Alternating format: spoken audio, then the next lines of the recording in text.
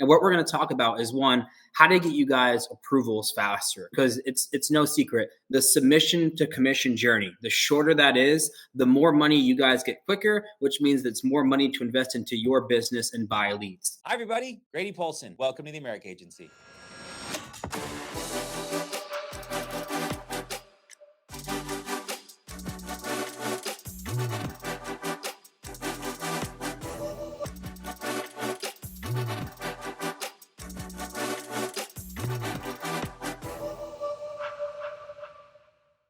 Without further ado, I'll pass it over to my main man, Devon, and see, how are you doing today, brother? Doing great, Grady. How are you, man? I'm excellent. Good. I appreciate you more than having us on here, and thank you to your staff, and thank you to all the agents that are on here. So, as Grady said, Devon Martin at National Life Group, I have the humble honor and privilege of supporting you guys in your business. We know that you could have any carrier on this call, and we don't take that for granted. So, thank you for all that you do.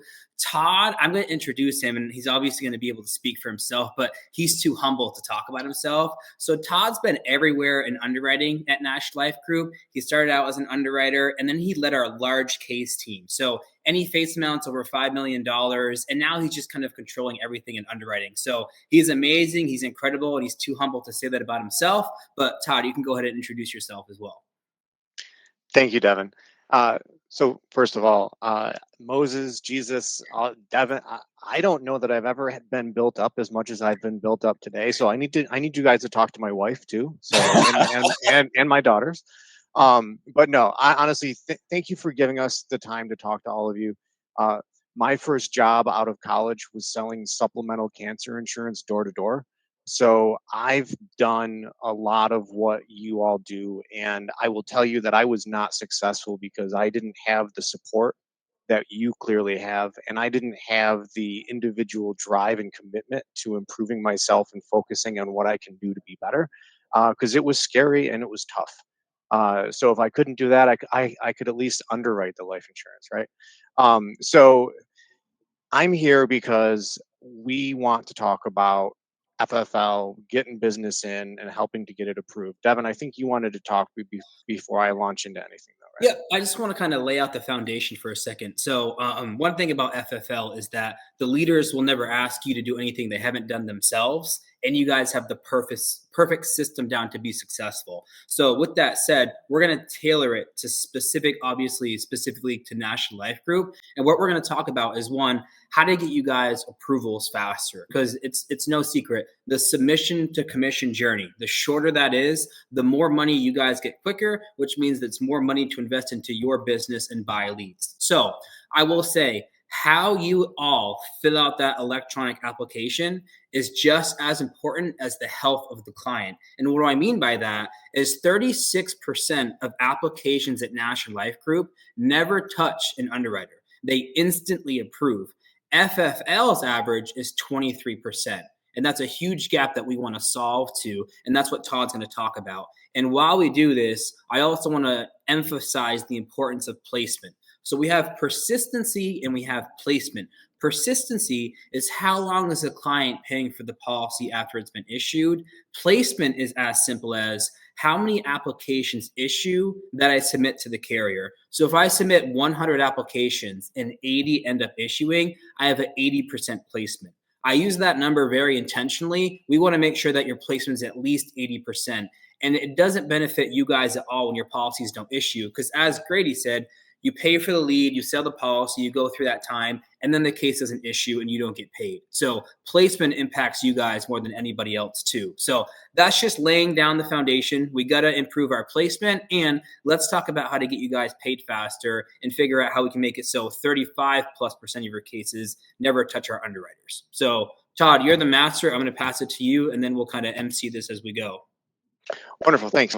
So I've got a PowerPoint presentation I'm going to share. I don't love PowerPoint presentations because it's too easy to get caught up in what's on the screen versus having a conversation about the information. So I'm going to go through this because I think it is important to see. Some people learn by listening, some people learn by seeing. So I want to kind of do a combo, but we're also going to have time to have question and answers as well. Grady, I'll stay here till midnight if you want me to, but I know time is important. So please keep me honest. If I need to stop talking, please let me know. We don't want your wife any more mad at you than she already is. So I don't know why you think she's so mad at me, because you're right, but that's okay. All right, let me share my screen here. And again, Q&A for sure, guys. Throw in the chat box. We want this to be kind of a conversation more than a presentation. Agree. If you just hit present, Todd, that allows you to present your screen. Yep. Can you see my screen right now? Yeah. Yeah. Okay. You see the go from submission to submission? Yep. Perfect. All right. And Devon and I did not plan the phrase submission to commission, so I'm glad you threw that in, Devon. I didn't even know that was on your slide. Yeah, that's awesome. I know, it's great. So, top 10 tips to how to get your cases approved faster. Number one, ask all the questions on the application. I say this, it seems really obvious, but it's so important that you actually read through the application and talk to your client about what those questions are asking. When we look at getting cases approved quickly, you heard Devon talk about the instant approvals. We have an automated underwriting engine, which is a mouthful. I call it a robot. We've got a robot that looks at all of your applications that are submitted electronically, and it's instantly making decisions about, hey, can I price this risk or not? And then if I can't price it, can I send it to an underwriter? 35% of the time, that robot makes a decision based on the information that's both in the application and in all of our other data sets. And I'm going to talk about those other tools that we have in a minute. But it's merging what you have on the application and what we know about the client based on all of the other information that we've got on them. So the better they answer the questions to tie to the history that we know about them, the easier it will be to get your applications through the system. If they don't reveal significant information that we find in these other tools, we have to ask questions. Our job is to make sure that we're pricing the risks the right way. And if we see that there's a disparity between our tools and the application, we have an obligation to find out what's the full story. Todd, are you able to disclose those other tools in any capacity? Like, I mean, we go Milliman or we go MBD rec. I mean, but just a lot of times agents use those cues as points to gather information and also to elevate themselves when communicating with the client, to let them know we're not just throwing it into something. I'm actually an educated, broker. This is what we're putting it in, and please be as honest and clear as you can, Betty, because they're going to find it out anyway. What are those Spot things on. Could help could jot that down? So I've got a couple more slides down the road. I've got great examples of exactly what an underwriter will see. And I'm going to talk about what those tools are, how they work, because that's a really important part of this process. Exactly to your point. It's like we practice this. We really didn't. But I'm glad you brought that up. So I will get to that for sure. Wonderful. So tip number 2, really ask all the questions on the application. And I say this again, it's a little tongue in cheek, right? But it's that important that 2 out of my top 10 tips, ask the questions on the application. The application is designed to help you gather all of the information that we need to price that. Does your client have diabetes? There's a question along those lines. Answer yes.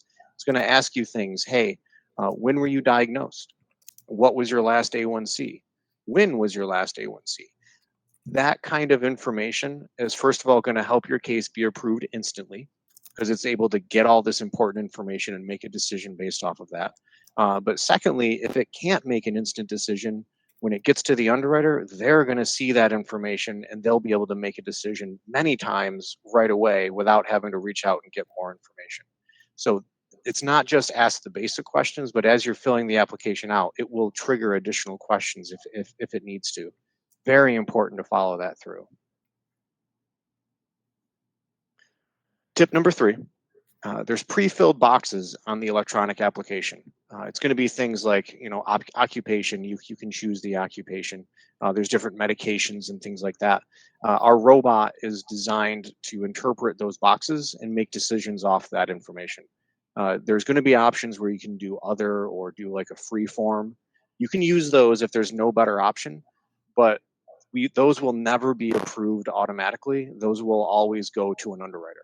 So just understand that if you're not using the pre-filled boxes, you're going to slow the process down. Use the boxes when you can. If you can't, make sure that the information you're providing is important and it tells the whole story. So if it does have to go to an underwriter, the underwriter will then be able to make a decision at that time right away. But these cases will, even if a case is not instant approved, I really want to make sure that I make the point of saying we only order medical records on 4% of our cases, and we only order examine labs on about 4% of our cases. So more times, like 96% of the time, we're just reaching out to get more information that wasn't on the application. So yes, maybe it's not instant approved, but give us a few days. We're going to look at that and we might reach out to you and we might say, hey, they said they don't have diabetes, but this report tells us they do. Can we get some more information? And most of the time, if you just give us that information, we can make a decision right then. And again, I'm going to talk about the tools in just a second. And Todd, just in that same breath, so instant approval, it's again the difference maker of you guys getting paid as soon as 1 week or having to go back and forth with an underwriter and waiting a couple weeks to get paid. The one big one is that a lot of agents don't disclose the insurance carrier activity. So to Todd's point, just because a case doesn't instantly approve doesn't mean that we're asking for a paramed or needing an APS or medical records. A lot of times it's as simple as, hey, we saw your client filled out an application with an insurance carrier 4 months ago. Did they accept that policy? No. Okay, now we can issue the policy. If you disclose that in the application, because you guys buy leads, clients are talking to different agents all the time. If you disclose that, then it's going to instantly approve. Well said, Devon. Thank you. You stole one of my tips, but that's fine. It makes it that much more important when I get to it. Tip number 4, clarification questions should be asked if prompted. So this means, so there's something called MIB, stands for Medical Information Bureau. It doesn't stand for Men in Black, but it's basically, it's a warehouse of information that life insurance companies share with each other. Very basic information.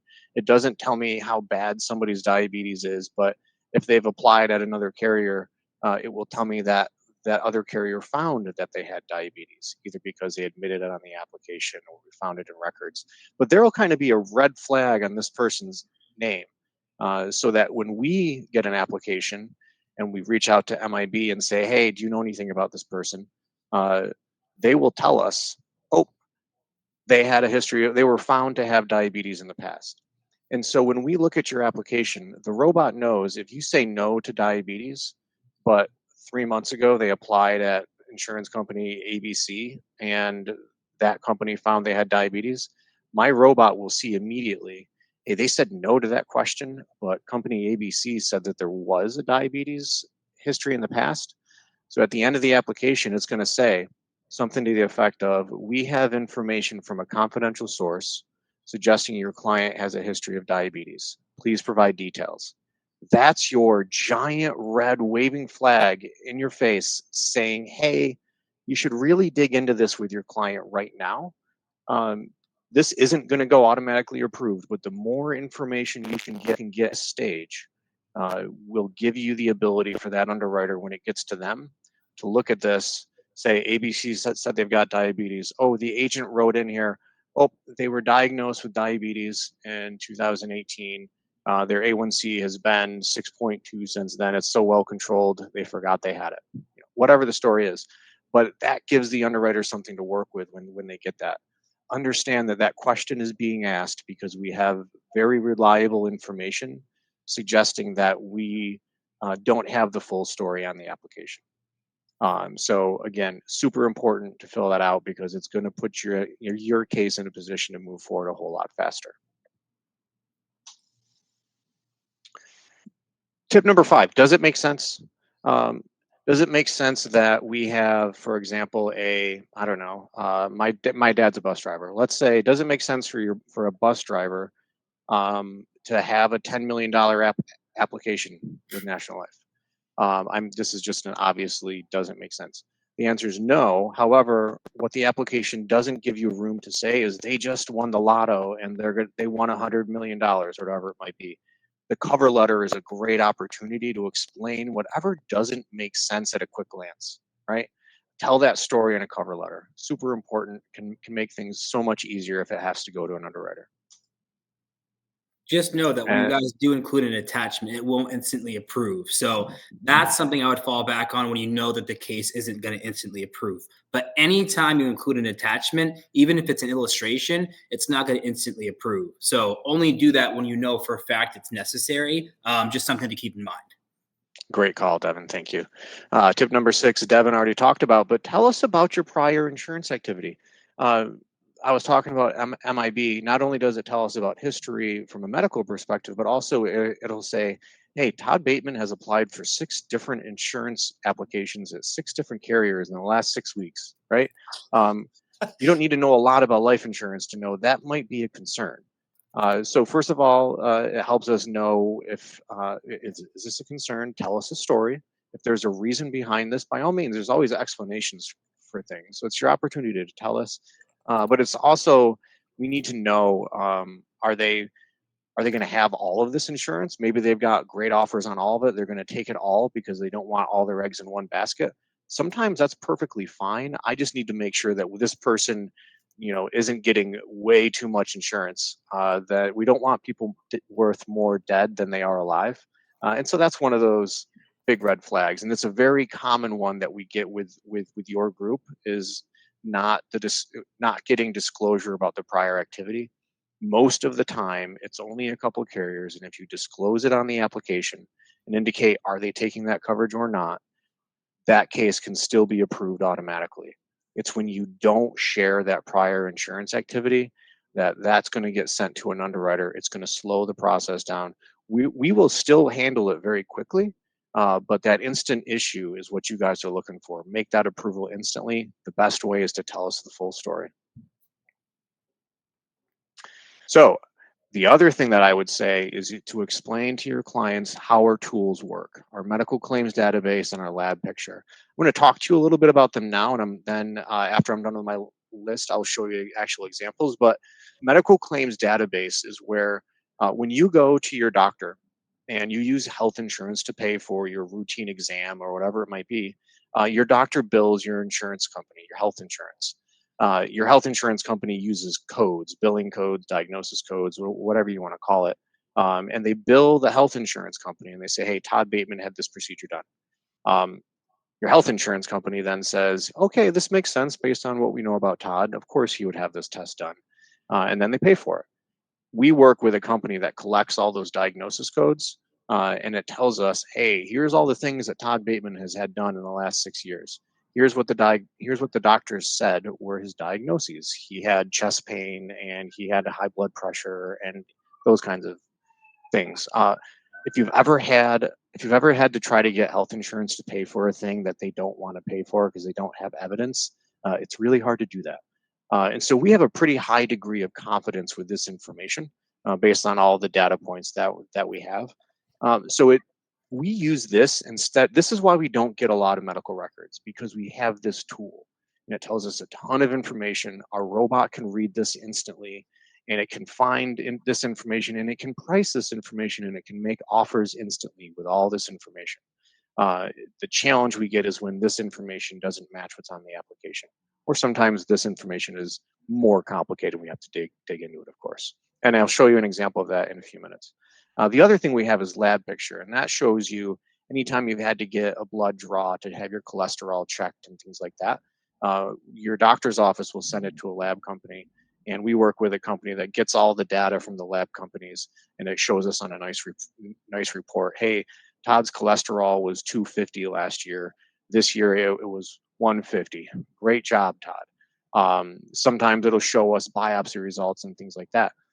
We use these tools from a protective perspective to make sure there's nothing scary we don't know about, but it also gives us opportunities to use credits. And I can say, wow, Todd's improved his cholesterol. We're going to give him some credits. Oh, Todd's getting all the checkups he's supposed to get. We're going to give him some credits. And it's important to talk about how this works with your clients, because it's an incentive for them to understand. It is really important for them to tell us the story on their application, admit their information, because we're going to find it. And it is so much easier for your client to have that first shot to tell the story before an underwriter looks at this history and makes up their own mind about what this means. There's always more color on the canvas that a client can add to the story to help us make sure that we're making the right decision. I'm going to dig into that more. But I think with your group, especially too, understanding diabetes is important. I always talk about diabetes. The best example that I've ever been given was, imagine that when you've got diabetes, you've got high blood sugar. Think of it as having sand in your blood, and it's coursing through your body. And the worse your blood sugar is, the more sand is in your blood. And as you know how sand is all rough. I just spent the weekend at the Jersey Shore, and it just like gets on you, and it's like, ugh. Imagine that inside your bloodstream, irritating all your arteries, irritating your kidneys and your heart, and inflaming it and causing damage. That's why diabetes is a scary thing, because that's effectively what diabetes does to your body. And so we're trying to make sure there's a wide spectrum of people with diabetes. Some of them have it well controlled, some of them do not. We look for evidence of poor control or good control. And so when we see people with diabetes, the longer you've had it, the worse the risk is. So type 1 diabetics are usually diagnosed at childhood, so they have diabetes forever. Long time for somebody to have to maintain control of their blood sugar. It's almost a full-time job. It's possible, and there's lots of great advances in the medical field to help that. But it's a long-term risk that we need to be aware of. Conversely, if you're diagnosed in your 60s, or if you're in your 60s and you've got diabetes and it's well controlled, we can usually make some arguments that they've gotten very far in their life. We don't see any evidence of concern.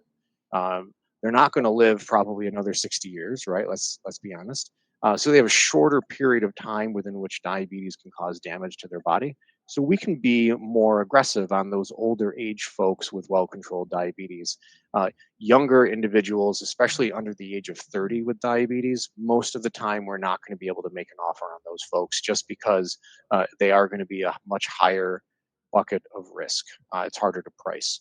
Also, if we see signs of things like kidney damage, so if you have somebody who's got chronic kidney failure or liver damage, amputations are often a sign of a diabetic case that we can't place, because that means there's been so much damage done to their nerves, and their blood, that their appendage isn't getting the nutrition that they need, and that's why they had to cut a toe off or a foot, things like that.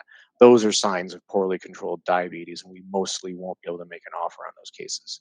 And I could talk about diabetes all day long, but again, I want to make sure I'm respectful of everybody's time. But in a really quick nutshell, that's why diabetes is such a concern. And if you are filling out an application for a client with diabetes, and they start saying things like, "Oh, I haven't had my A1C tested in a long time. I don't know what my A1C is. I don't know when it was last done." That's a pretty good sign in your head that you should be thinking, this person's diabetes is probably not well controlled. So I need to think about what kind of expectations I should be setting for this client. I should be thinking about, is National Life the right place for a client who potentially has uncontrolled diabetes? Devon, anything you want me to add on that? So what Todd just said was a lot of great information. So after age 30, we can consider you for diabetes to give you insurance coverage. However, there's a certain things that are involved. If your client has kidney disease, can't do anything for them. If they're amputated in some way, shape, or form, then we can't do anything for them. So if you're diabetic, you can get issued a policy with National Life Group potentially, but it just depends on the case by case scenario. Knowing when not to submit the application is just as important as anything else. So he gave you those red flags. Todd, can you speak on getting an instant approval potentially with diabetes? Is it as simple as just making sure you disclose all the information, correct? Spot on. Just make sure you give us the information. When were they diagnosed? Is it type 1? Is it type 2? What's their A1C? We can still make express 2 offers, express 1 offers. We can make standard offers, depending on older the age, the better the offer most of the time. Love it. And they will be automatic offers as long as the information is there and there's no concerns. Love it. Great. All right. One of the last 2 tips, medication details. Let's take a medication like Rogaine. Rogaine is something that people take to grow their hair.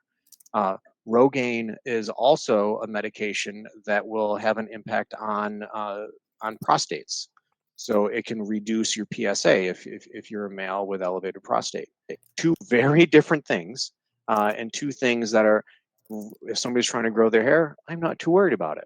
If somebody's taking it for their prostate, I need to know a little bit more about what's going on. So it's less about, hey, what medications are you taking? But it's much better to say, what diagnosis are you taking it for, right? That's what helps us understand what's going on with this person and what kind of information should we actually know. And there's a lot of people who say, well, I don't take anything. That's fine, but what are you prescribed? Not everybody likes to take their medication like they're supposed to. So it's important that you also ask, is there anything that you're prescribed but you don't take? It's a nuance, but that's going to help you get the right information on the application that helps you get your cases approved either instantly or much faster once it gets to an underwriter. We've said this line for, I've said it for 7 years now. What are you taking, taken, or have been prescribed but even chosen not to take? That's it. That's wonderful. Gotta know them. Because Betty, they're gonna see it because they send it to CVS, and it's just regardless if you went and picked it up, it's at CVS, and that's what they see. So, taken, or have been prescribed and chosen not to take. So, I'm going to steal that line if you don't mind. It's yours. Awesome. And then, so the last tip: urgent care and ER visits. Please disclose them. If we make sure you're talking to your client about this, hey, it's important if you've gone to urgent care or ER. Underwriters have a tendency to look at these kinds of visits a little more critically. It's a sign of an emergency, right? Or something urgent. And I recognize people use urgent care sometimes as a PCP nowadays, but lots of questions come from these kinds of visits, and the more information that you can tell us, the better it is. Even if the client thinks it's a non-issue. Hey, I went to the ER 2 months ago because I was playing football in the backyard and I broke my ankle. From a life insurance perspective, that's not a concern, and I won't even think twice about it. But if they don't tell me that, and I see a hospital visit or an ambulance ride to the hospital, admitted for surgery, all these opioids, I have to ask questions. Yeah. Admittedly, once you tell me the answers, cool, I can approve it, no problems. But it's so much better if you put that in the application so that the robot can see that, can match it to the data, approve it instantly. You don't have to talk to Todd. Everything's fine. It's all about that disclosure and getting the stuff on the application. Todd, quick question on meds. Yep. How far back do we go? And what if clients just flat out don't remember the meds they were prescribed? Yeah, totally fine. So great timing because I have a screen full of prescription medications on the monitor here. But we usually go back about 7 years for prescriptions, and people forget about the medications they take all the time, or they took this one medication 3 years ago for 2 months, and totally get it. Those things will happen. If you forgot about the Alzheimer medication you took a year ago, we're definitely going to want to be concerned about that and ask you questions. If you forgot about the cholesterol med that you took 4 years ago, we're probably not going to be too concerned about that one. So it really depends on the kind of medication it was, how long ago it was, how often you used it, all that kind of fun stuff. But we've got a lot of logic behind the scenes where our robot can see the prescription history, it can see the diagnosis history, and it can flag us for things that might be concerns. It will still often automatically approve those cases, depending on how bad those meds are. But again, the more information that you can get from your client, the easier the whole process will be. This is an example of what an underwriter sees with our medical claims database stuff. We see all the medications a person has taken. We see the dates they filled them. We see how often they filled them. We often get a client who says, "Hey, that medication, they gave me that a year ago, and I never filled it again." And then I can say, "Well, this thing says you filled it 37 times." I have to get a little more clarity around that, right? So you might see us ask questions like this, and this is why, because we're seeing a report like this. So a lot of what you guys have to do is explain to your clients, why are they asking me these questions? Where are they getting this from? We're getting it from the health insurance and all the things that they're paying for. They tell us all this information. I can see the doctor that prescribed it. I can even see the pharmacy that they got it from. So this is huge for us. And the other thing it does, it will give me a timeline. I've tried to highlight the most important things, but this is an example of a person who had an EKG done on January 27th. An EKG is where they have the wires on the stickers on your heart. And I can see that they were there because of chest pain. And then I can see a few days later, they had a chest x-ray done. And then I can see 13 days later, they had a scan of their arteries and their necks that feeds blood to your brain, and they found a blockage in that artery. Those are the kinds of things that underwriters are seeing in their reports, and these are the kinds of things that we might ask you questions about. There's usually a story. This could be a perfectly fine story, by the way, and there's a rational explanation for this that we won't be concerned about. But as an underwriter, I've got to take a look at this and say, this is a concern. I can't approve this without more information. Sometimes I might need to get records. Sometimes I might be able to just shoot you an email or make a phone call out to you to get some clarity. But this is the level of detail that we get, and we can match this with the prescription database stuff. So I can see, for example, January 27th, 2012. Right here, this person took lorazepam. This is an anti-anxiety medication. It's entirely possible that this person had chest pain because of anxiety, but it's really hard for me to draw that conclusion without getting information from the agent and the client to tell me that story. And then this is an example of the labs that we'll get back on a person. Great for people with diabetes. We often get their A1C. If they're well followed, we have a tendency to have a good digital footprint of what their history has been. Great tool to be able to make really good decisions with minimal information. Also a great opportunity to give credits and get to better rate classes for your clients as well. All right, so I took too much time on that, Grady. I apologize, but I want to make sure we have time for questions if we have any. Yeah, and I also, just one last thing. We're not a last resort carrier. So if a lot of clients are getting denied at final expense, which, by the way, you've never heard me talk bad about another carrier or agency or anything. I never would. I'm just talking about where we fit. There is a need for final expense. That's why it exists. But if your client gets denied there, we're probably not going to take them. But I want to be very clear. We're very liberal in underwriting, and I'll give you a specific example. We are able to issue policies for people with tax identification numbers, a TIN. You don't have to have a social. So if that's why they were denied and they're healthy, different story. But if they're denied for health reasons at final expense carriers, don't submit it to us to see if it sticks, because that's not the kind of company we are.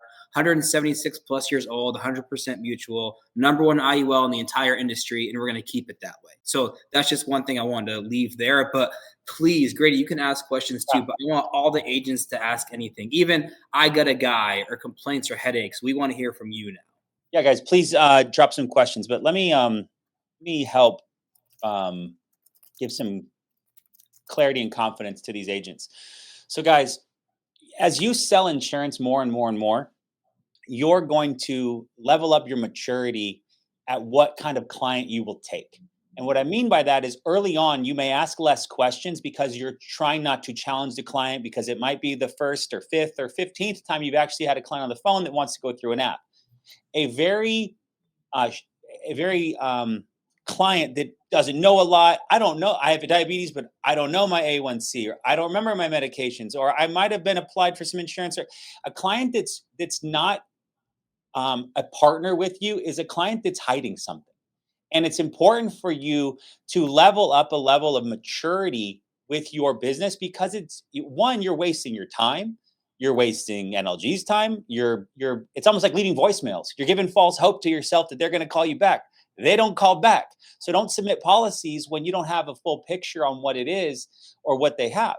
And so, but at the same time, an agent that's challenging, and listen, so I need more clarification on that. It popped up at the end of my screen saying there's something about diabetes. Oh, you don't know? Listen, this is $1 billion company that has all the resources in the world. And it's something's coming up, Mary, that we just need. Can you try to think? Can you try to remember? Well, all of a sudden the well comes out, right? Well, ... I don't feel like I did. The doctor said I was good, right? But see that now we're getting information. And so for you guys as agents, the partnership that we have with carriers is that we submit the best business we can with the that most information off a completely. I'm helping my daughter start to 5-paragraph essays, right? The intro, the 3 paragraphs, and the conclusion, right? If you're missing one, it's not a 5-paragraph essay, right? So in our world, if we're not completely disclosing all of the information, then we're not being the best partner we can. So all I'm hearing a lot in this through the questions is that agents will, I would, and I don't know what the scale is, but the more you challenge and it's not challenge the client, but you go, I'm on your team, Mary.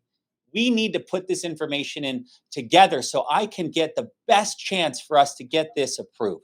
Right. And that comes all the way back into building rapport. Why are they getting it? Is it tax retirement income? Is it living benefits? Is it strictly death benefit? What is the goal of this policy? Who's it going to protect? Do they have any living benefits? Are they on their 9th job in 9 years? And so they don't really have good insurance at their job. And they'd like to get a permanent policy with a great carrier that they actually have built-in living benefits. God forbid if they do become critic, chronic, or terminal. Do they not have a good retirement and they're focused on cash value? Like, build that value on what you're trying to sell early on so that when you get to this component of the application, that there's trust to give you all the information. I don't remember what medication I filled 37 times. No, they don't. They're hoping they can pull wool over your eyes. They're hoping you're not smart enough. The guy that's applied to 6 different insurance companies in the past 3 months hasn't found someone that he's trusted enough to give him all the details. It's got his back or her back. Right. So that this comes from the better you dig and the more you push, the more the client's going to trust you. Right. And then they're going to give you information. They believe that you're not just someone else. You're not just an online carrier where they fill information and cross their fingers. They get approved. They get pushed through one of the 7 different products they have. No, you're partnered with one of the most reputable carriers in the industry. So a lot in there, but this is coming on the lack of maturity that an agent may have to be cautious of not asking the questions, wasting your time and waiting weeks to find out that 7 different things popped up, and now you can't get them back on the phone. You're affecting your placement. You're affecting the carrier. You're giving yourself false hope that you're going to get this policy approved. Challenge them more early on. Push for the answers. Dig into the questions and put yourself in a position where you're submitting the absolute best business possible. I would give NLG only my best clients because this is a carrier you want to have a relationship with forever. So I hope some questions are popping up in there, but that was just some anything you guys want to touch on verbally, because not everybody can see the questions, and on the recording they can't see the questions either. So we want those to be highlighted. Great call out, Grady. So there's a question about HIV. How does National Life, generally speaking, how does National Life handle HIV? So a couple of years ago, the state of California passed a law saying life insurance companies cannot decline in the state of California purely for the diagnosis of HIV. We took that from California and we decided if we're going to treat clients in California that way, we should treat everybody in the country that way. So we won't decline just for the diagnosis of HIV, but we will underwrite. Hey, is that HIV controlled? Are there other complications tied to HIV? So for individuals who have well-controlled HIV for a good period of time, let's call it 5 years off the top of my head, we want to make sure their CD4 counts are high. We want to make sure they don't have any associated complications. We can often make offers for those folks. It's going to be rated because this is a condition that has been known, obviously, to have an impact on mortality. So it's probably going to be an Express 2. Some of the great ones are Express 1s. But understand these are complicated cases, very challenging ones to underwrite and to price properly. So the industry in general is very cautious with individuals with a diagnosis of HIV. Well said, Todd. That's awesome. I'm going to address the question on the simplified issue IUL, but I don't want to spend time on that because we don't have a ton of information about it. And since Todd's on the call, I want to make sure we get all the underwriting questions. Yes. National Life Group is coming out with an instant decision IUL. Don't ask me when. I'm going to tell you soon, but soon can be relative. I wouldn't give you a date, but if I were to give you a date, it'd probably be mid-September. Read between the lines. But instant decision IUL, National Life Group is coming out with one, approve or denied. Yes, we're coming out with that. But questions for Todd or anything else on underwriting. Whatever I host these, you guys have way more questions for me than underwriting. And I just say it with a lot of confidence, but Todd actually has all the knowledge. So the 10 questions the 10 points were brilliant. But if you what makes your eyes roll, Todd? Like when you go open an app and you're like, oh, like again, like I mean, it might have been the 10 points, but what are the 3 of the 10 that are like going to encapsulate 75% of holding up? Because these guys sell a lot of insurance. Like we sell a crazy amount of insurance, and we should be selling more with you. And it just might be because of it, lack of knowledge, lack of confidence, newer agents or other agents are just selling with other carriers, whatever. But I want them to get the best experience possible over the next 30, 60, 90 days with NLG, as they can quickly not do the eye roll underwriting mistakes. What are those top 3 that we can just go, Sure. do this, and this, and you're almost there? Love it. We get so many questions where every single medical question is answered no. Very few people that I know in my life can answer no to every single one of those questions. Everybody's taking some kind of medication. I recognize not really everybody, but 98% of people are on a blood pressure med or a cholesterol med or an anxiety med or whatever else. Or if they're not on a med, they went to the ER in the last 5 years because they had a thing or whatever. Most people have an opportunity to say yes to something. So when that stuff's all no, and then we get a bunch of things that are really not a big deal, but I have to ask questions now because they said no to all this stuff. That's frustrating. It's a waste of our time. It's a waste of your time. When people just list the medications and they don't tell us what those diagnoses are. Hey, my client's on this med, this med, this med. If I Google those medications, it's going to tell me a lot of really bad things that those meds could be used for. A lot of really good things too, but how am I supposed to figure out which one it is without calling you up, asking you questions? Now you got to ask your clients again. Everybody tells me I don't like underwriting sometimes because they always ask questions. When they ask questions, I have to go to my client, and every time I go to my client, I have to resell that policy. I have an opportunity to lose that policy every time I talk to them. So I want to make sure I get that information on the application up front. So the next time I talk to them can be, hey, great news. Here's your offer. Big deal right there. And then the other thing is so many times people want to have their beneficiary be their neighbor or their friend or whatever. And I need to make sure that person has interest in the insured's life. I don't tell me why the neighbor's the beneficiary, tell me why the friend's the beneficiary. Hard to make a sense for why that would be. But listen, I hear a lot of crazy stories about stuff that I couldn't make up if anybody paid me to. And often it makes sense. So just tell the story. Okay. So go ahead. Is there more?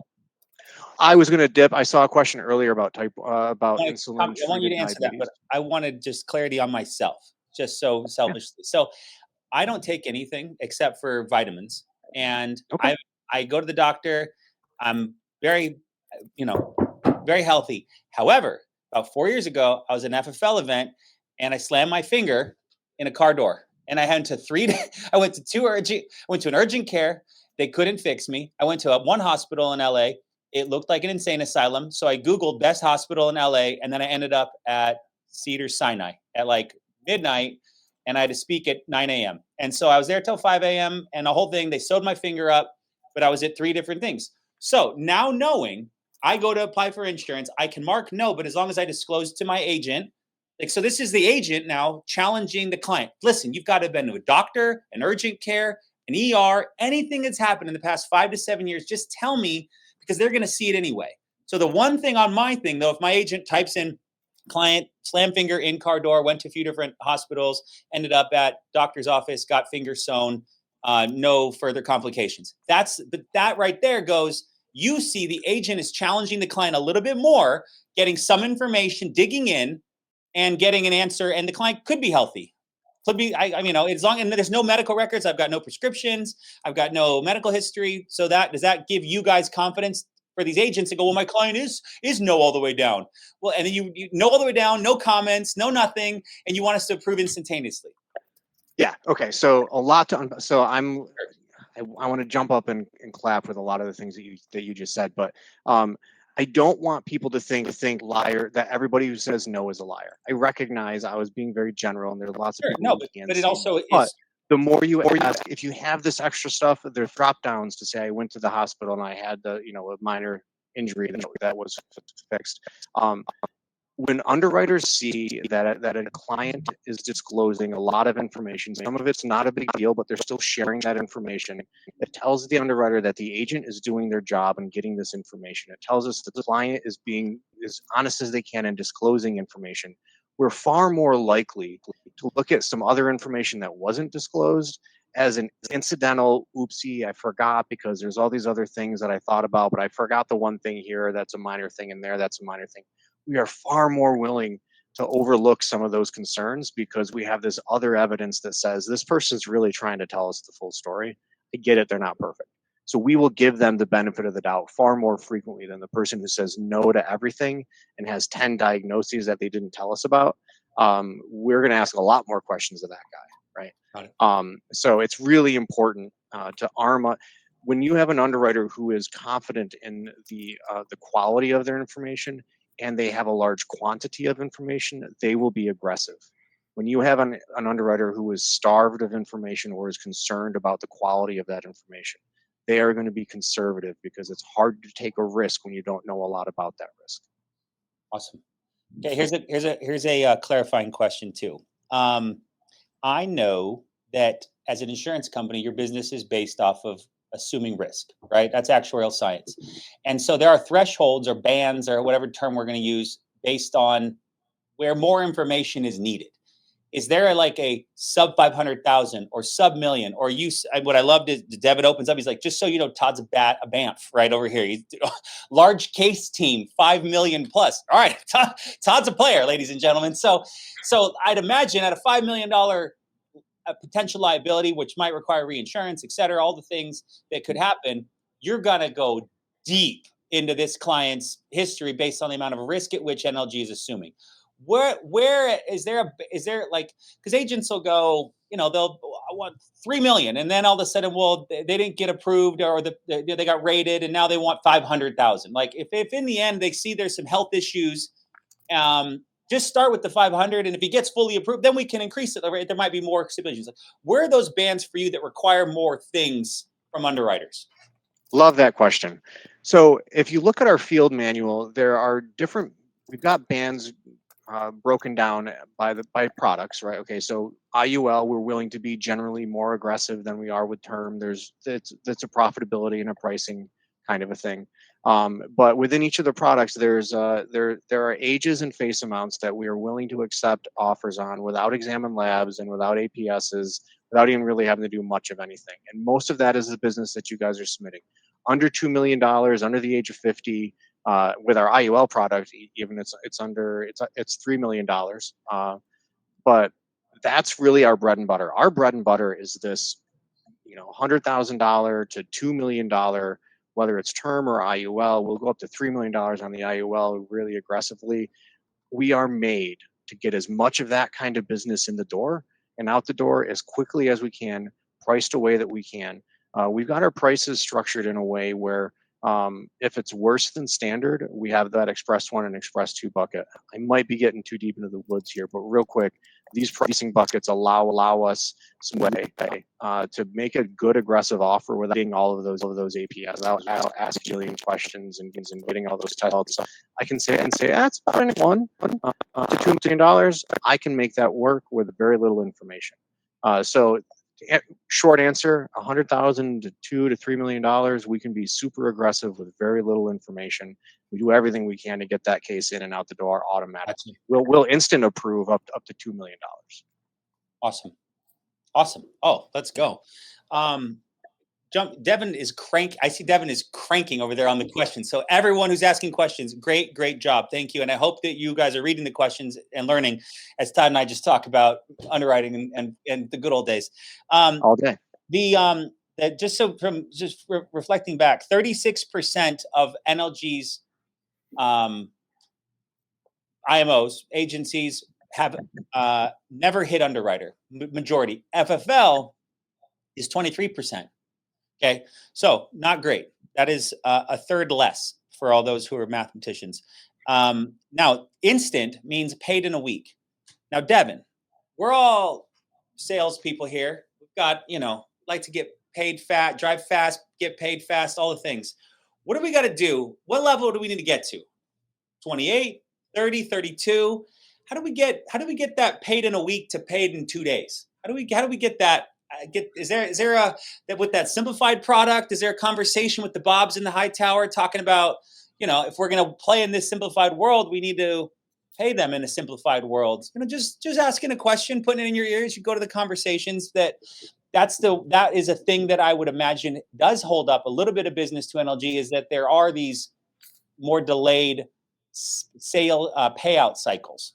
So that, not that we're going to retool the whole banking model of a 175-year-old company, but this is something that the newer companies are doing, which is bringing in more of this fast-paced business. As Todd has said, anything between 100,000 and 2 million can be instantly approved. That sounds like a good model we'd like to service more and pay them faster.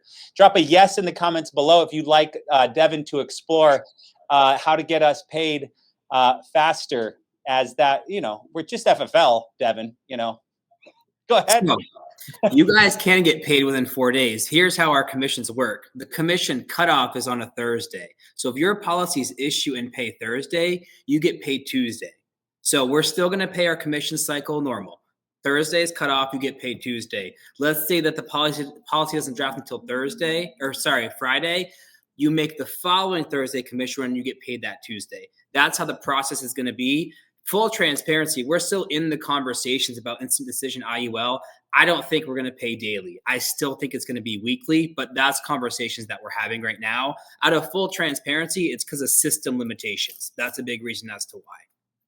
Well, as we bring you more business, you'll have more money to improve your systems. So exactly, yeah. Once you guys hit 100 million, I will definitely have an appetite for that. Okay, you heard it here first. When we do 100 million of NLG, we're going to get daily pay, ladies and gentlemen. Guys, any final comments? Todd, you're a magician, and so the sand and the diabetes.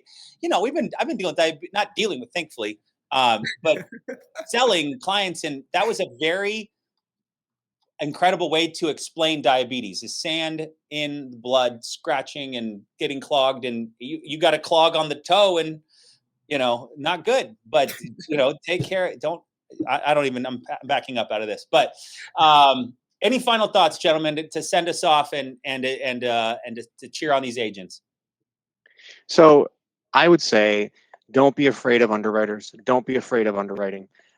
Focus on the completeness of think of it as a story. The application's a story. This is your client telling a story of why I am a good risk, and here's all the information to help you price me the right way.